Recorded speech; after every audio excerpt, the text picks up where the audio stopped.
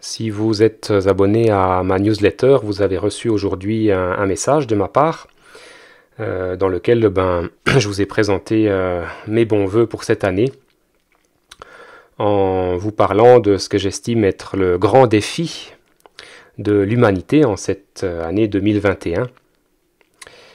Peut-être encore plus important que l'année passée, puisque tout s'accélère et si on n'est pas vigilant, eh bien on peut accroître les tensions, la souffrance en nous-mêmes. Cette accélération, elle est due à une intensification progressive de la lumière spirituelle dans notre monde. Et bien sûr, c'est comme le phénomène physique. Si vous avez une très forte lumière qui va rencontrer un objet opaque, eh bien ça va produire une ombre qui sera d'autant plus forte que cette lumière est vive. Donc c'est un petit peu ce qu'on peut transposer à notre réalité intérieure. L'objet opaque, ça serait notre mental. Et bien sûr, nos ombres, c'est tout ce que le mental va chercher à occulter, à étouffer, à anesthésier. Et forcément, si la lumière spirituelle augmente et que le voile reste en place, alors toutes ces ombres vont s'intensifier à l'intérieur de nous également. Donc là, la meilleure chose à faire, c'est pas de baisser l'intensité de la lumière, ça on peut pas le faire. C'est pas de cacher encore plus nos ombres, parce que ça résout absolument pas le problème. Pour que ces ombres disparaissent, eh bien la solution elle est toute trouvée. Il faut rendre ce voile de moins en moins opaque, de plus en plus transparent. Et puis ça, c'est tout le processus alchimique de la dissolution de ce qui est coagulé, autrement dit de la transmutation. Et cette transmutation, elle s'opère donc au niveau de notre matière psychique, au niveau de notre conscience individuelle, là où il y a les schémas de pensée, les mécanismes de défense, tous nos conditionnements mentaux qui font justement office de voile. Et je me suis fait une réflexion il y a quelques jours. On entend beaucoup parler depuis quelques mois maintenant de ce qu'une certaine élite économique mondiale appelle le Grand Reset. C'est notamment un économiste allemand qui en parle, un économiste allemand qui a fondé le Forum économique de Davos. Et puis, bon, je ne suis pas spécialiste de cette théorie, mais en résumé, ce grand reset, ça serait la volonté de faire repartir l'économie sur des bonnes bases. Bonne base, ça c'est relatif, bonne pour cette élite, en tirant profit en quelque sorte de cette pandémie du Covid-19. Et voilà, donc la réflexion que je me suis faite, c'est que c'est pas la première fois que cette élite va utiliser des choses qui relèvent de la spiritualité, des symboles, en les pervertissant en quelque sorte, en inversant le rôle ou la valeur. Et ce grand reset, on le retrouve dans la démarche alchimique. Alors bien sûr, on n'en parle pas en ces termes-là, mais ça revient quelque part au même, c'est une remise à zéro, c'est faire table rase de tous ces conditionnements mentaux. Et en fait, si je veux parler un petit peu plus spécifiquement du grand œuvre alchimique, le stade où on arrive à ce fameux reset, où on a complètement purifié, dissous tous les conditionnements mentaux, c'est en fait la fin de ce qu'ils appellent le petit œuvre alchimique, qui va précéder en fait le grand œuvre, qui est l'œuvre rouge. On parle aussi de petit mystère et de grand mystère. On parle aussi de ce grand œuvre alchimique en 3 étapes. Ça sera plutôt au niveau de la symbolique des couleurs, l'œuvre au noir, l'œuvre au blanc et puis l'œuvre au rouge.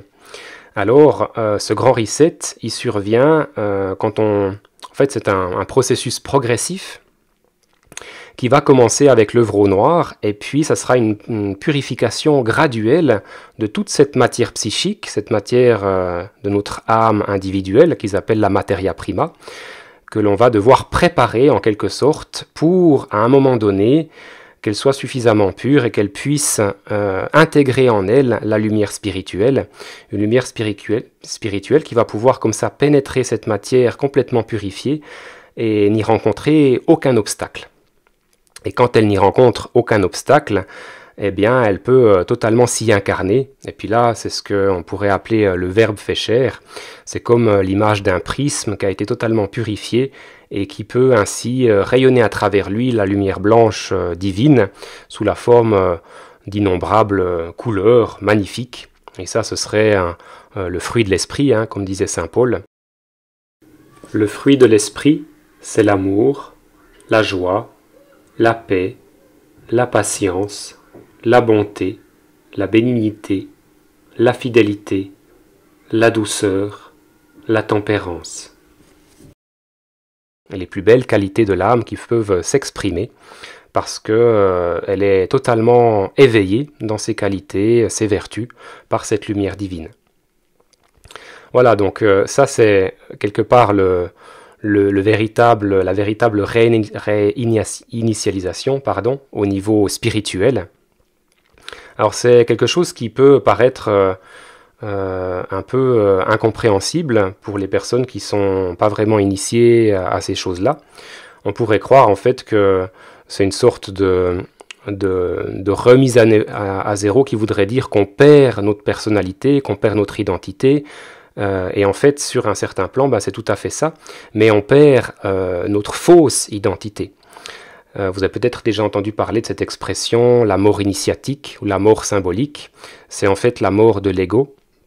Mais c'est pas une mort physique, c'est pas une destruction physique, ça n'a rien à voir avec ça, c'est vraiment une transmutation. Et cette mort n'est pas une fin en soi, au contraire, elle est le commencement de quelque chose de nouveau.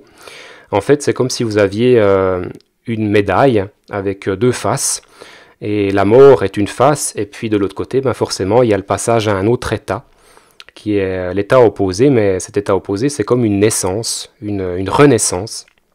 Et là, si on veut faire le parallèle avec la tradition chrétienne, ça serait une résurrection. Donc on va devoir passer d'abord par cette mort initiatique. On va devoir renoncer à toutes les fausses identifications à notre ego. Et c'est ce qui va permettre justement de purifier ce voile progressivement. Ça, c'est un long chemin en fait. Et je pense que si on veut... Ah oui, là, effectivement, alors je vois un commentaire tout à fait pertinent. C'est dépouiller le vieil homme, c'est aussi une façon de l'appeler, ce processus de purification, de transmutation, pour que puisse renaître l'homme nouveau. L'expression, c'est revêtir l'homme nouveau. Vous dépouillez, eu égard à votre vie passée, du vieil homme, et revêtir l'homme nouveau. Donc il y a vraiment cette idée de mort, de renaissance. On retrouve aussi l'idée du phénix qui renaît de ses cendres. C'est aussi l'idée du papillon qui va quitter la chrysalide. Donc on voit vraiment que voilà, c'est pas du tout une destruction, une remise à zéro qui voudrait dire que finalement on reste dans un état un peu de légumes, hein, ça n'a vraiment rien à voir avec ça.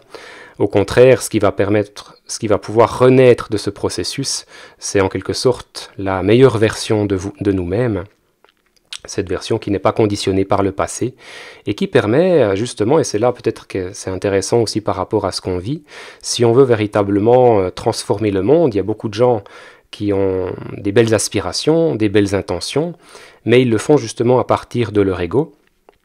Or, on ne peut pas réformer le système si on continue d'agir à partir de nos conditionnements. Et c'est là où la quête spirituelle elle est aussi intéressante pour la personne qui a envie de transformer le monde, c'est qu'en se transformant préalablement elle-même, elle va véritablement pouvoir apporter quelque chose de nouveau à cette société, quelque chose de singulier, quelque chose qui ne sera pas le fruit de répétition, de conditionnement justement. Et tous les maîtres en fait nous invitent à passer d'abord par cette réforme intérieure. Il y a un philosophe indien qui était dans la tradition Vedanta qui disait le monde a besoin de réformateurs, mais tout d'abord de réformateurs qui se réforment eux-mêmes. Et ça c'est aussi ce que disait Ramana Maharshi, un des grands sages de l'hindouisme. Réformez-vous d'abord vous-même et laissez la réforme sociale s'occuper d'elle-même. Il disait ça comme ça. Sauvez-vous d'abord vous-même, ça c'est ce que répétait souvent Nisargadatta Maharaj. Seuls ceux qui connaissent le soi, qui ont vu au-delà du monde, peuvent améliorer le monde. Pour l'individu, leur valeur est immense car ils sont le seul espoir de salut. Ce qui est dans le monde ne peut pas sauver le monde. S'il est réellement important pour vous de sauver le monde, sortez-en. Et puis d'une autre façon, on trouve aussi ce message dans l'enseignement du Christ, puisqu'il nous invitait premièrement à chercher le royaume de Dieu et sa justice. Donc s'il dit chercher premièrement, ça veut dire qu'avant de réformer la société, on doit aller chercher ce royaume de Dieu à l'intérieur de soi. Voilà, donc tous les maîtres spirituels nous invitent premièrement à ce travail sur soi-même. Et voilà, ça c'est vraiment intéressant de le comprendre pour ne pas finalement, en dépit des meilleures intentions du monde, de dépenser beaucoup d'énergie qui vont peut-être être contre-productives. Voilà, chers amis, en tout cas, moi, c'est ma démarche depuis pas mal d'années. J'essaye de vraiment concentrer mon attention pour faire ce travail de purification intérieure, par la méditation notamment. Et là, toutes les voies sont bonnes. Il n'y a pas une seule voie. Il y a énormément de techniques, il y a énormément de pratiques spirituelles. Toutes les formes de yoga, les arts martiaux internes, toutes les techniques de méditation également. Ça va être à chacun de trouver chaussure à son pied à ce niveau-là. Ça dépend de notre sensibilité. En principe, on dira que la pratique qui nous correspond, c'est celle qui est la plus facile pour nous et celle qui nous procure du plaisir aussi. Parce que la pratique spirituelle, ça ne doit pas être quelque chose de trop contraignant. Sinon, on va rencontrer trop de résistance et puis forcément, on va renoncer assez rapidement. Et puis ensuite, bien sûr, une fois qu'on a trouvé notre pratique, il convient de pratiquer et encore pratiquer, faire ses gammes, parce que c'est par la pratique, par l'effort de concentration dans la pratique, qu'on va progressivement justement transmuter tous ces conditionnements mentaux qu'ils appellent aussi les samskaras dans la tradition plus orientale, ou les sankaras, qui sont justement tous ces voiles. Et ça, c'est aussi un processus d'apocalypse intérieure, et ça correspond assez bien à la période que l'on vit, comme s'il y avait une sorte de correspondance entre ce qu'on va vivre à l'extérieur et puis ce qu'on vit à l'intérieur. Et quelque part, si on adhère à cette idée que le macrocosme est à l'image du microcosme, eh bien, cette intensification des mesures de contrôle qu'on voit aujourd'hui à travers le système, c'est peut-être le reflet extérieur de l'emprise qu'a notre ego sur ce potentiel magnifique qu'on a à l'intérieur de nous, cette étincelle divine, comme l'appellent les alchimistes, la pierre brute ou la pierre cachée, peu importe, ce potentiel qu'il va falloir justement permettre de rayonner. Voilà, et ça c'est vraiment tout le périple alchimique. On va transmuter couche par couche toute cette matière psychique, cette materia prima comme ils l'appellent, pour arriver au point où à un moment donné la conscience individuelle est complètement transparente, complètement pure, totalement purifiée. Tous les obstacles y auront été dissous, et à ce moment-là on va pouvoir entrer dans ce processus de renaissance. Ce qui a été dissous va pouvoir être à nouveau coagulé, et la coagulation, c'est la réintégration pleine et entière de la lumière spirituelle dans le corps, faisant de ce corps un corps de gloire, un corps de lumière, un corps de résurrection, et faisant ainsi de l'être une pierre philosophale vivante. Voilà, ça c'est le but, c'est l'achèvement du grand œuvre. Et là, en étant cette pierre philosophale vivante, on devient une force de transmutation à même de réformer le monde. Et là, ça devient vraiment puissant, efficace. Avant ça, on était un peu comme un écureuil dans une cage, on faisait beaucoup d'efforts, mais ça n'avait pas beaucoup d'impact. Et ce qui est intéressant, c'est que quand le Verbe a pu ainsi s'incarner, se faire chair, qu'on soit dans l'action ou dans l'immobilité, le rayonnement il est là. L'action elle sera de toute façon juste, parce qu'elle n'est plus impulsée par une réactivité de l'ego, par des conditionnements, par des croyances. On a transcendé aussi la connaissance du bien et du mal. On est vraiment dans l'arbre de vie, dans l'axe vertical, dans le juste milieu. Et donc les actions sont forcément justes parce que aussi elles sont désintéressées puisqu'il n'y a plus de petit moi.